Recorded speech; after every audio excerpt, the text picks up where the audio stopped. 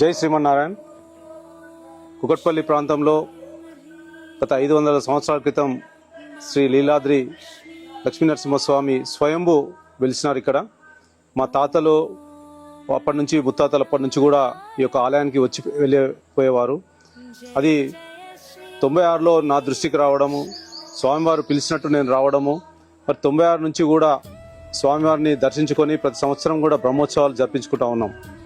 ఈ ప్రాంతంలో ఉన్న భక్తులు కానీ, ప్రజలు కానీ, పుర ప్రముఖులు కానీ అందరూ కూడా మరి ఈ యొక్క స్వామిని అతి భక్తిగా మరి వారిని ప్రార్థిస్తూ మరి వాళ్ళు ఎవరైతే కోరికలను తీర్చుతున్న స్వామి లక్ష్మీనరసింహస్వామి, అలాంటి స్వామి వారిని మరి గత 30 సంవత్సరాలుగా బ్రహ్మోత్సవాలు చేస్తూ ఉంటే మరి ఒకనాడు నేను జీరస్వామి వారి దగ్గరికి పోవడం, వారు ఇమీడియట్గా ఆలయం కట్టాలి, పునర్నిర్మించాలి ఆలయాన్ని అన్నప్పుడు వారిని సంప్రదిస్తే వారు మరి కింద కోదండరామాలయం, పైన లక్ష్మీనరసింహస్వామిని మరి నిర్మించాలని చెప్పినప్పుడు 2015లో మరి దత్తాత్రేయ గారు మరి స్వహస్తాలతో శ్రీ లక్ష్మీనరసింహస్వామి ఆలయానికి శంకుస్థాపన చేయడం జరిగింది.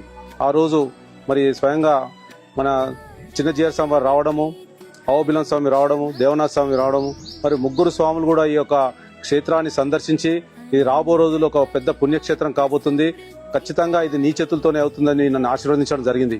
మరి 2015 నుంచి ఇప్పటి వరకు కూడా అంచెలంచెలుగా గుట్టల మధ్యలో ఉన్న ఈ స్వామిని మరి ఈ ప్రాంతానికి మరి వెలిసింది, ఈ ప్రాంతంలో వెలిసింది.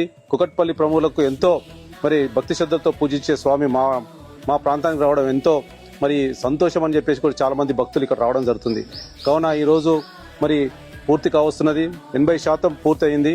మరి జూలైలో ఇది పూర్తి కాబోతున్నది. ప్రతిష్టాపన కార్యక్రమం కూడా మరి చిన్న జీరస్వామి వారి చేతుల మీదుగా జరగబోతా ఉన్నది.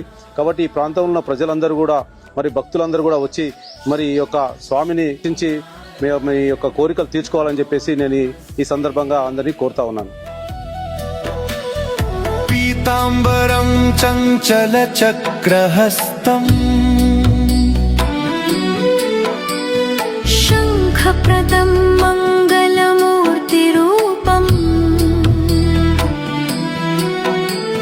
శ్రీవత్సచిహ్నం